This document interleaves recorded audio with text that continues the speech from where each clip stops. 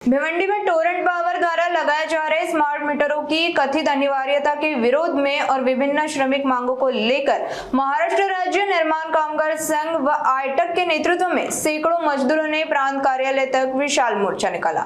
कल्याण नाका से शुरू हुआ ये प्रदर्शन प्रांत कार्यालय पहुंचा, जहां तहसीलदार के माध्यम से मुख्यमंत्री देवेंद्र फडणवीस के नाम ज्ञापन सौंपा गया।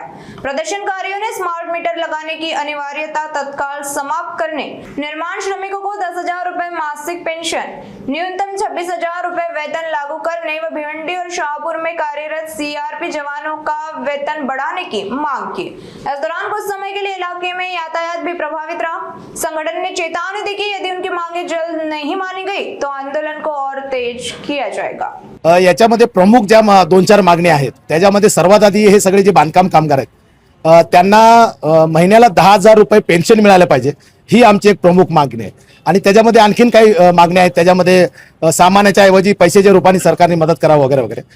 ह्याशिवाय भिवंडीमध्ये ज्या नशा चालू आहेत मोठ्या प्रमाणामध्ये हा व्यवसाय केला जातोय आणि तरुणांना बिघडवलं जाते।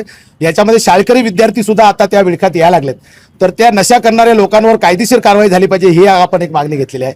टोरेंटचं 2027 ला ॲग्रीमेंट संपतंय, तर त्यांना वाढवून न देता नवीन टेंडरिंग करून नवीन कंपन्यांना सुद्धा त्यात भाग घेण्यासाठी हे करावं, प्रोत्साहित करावं, अशी आपली एक मागणी आहे। तर याशिवाय किमान वेतन जे आहे सरकारने 1 एप्रिल पासून लागू केलं होतं, त्याच्यामध्ये 26,000 रुपये किमान वेतन मिळायला पाहिजे।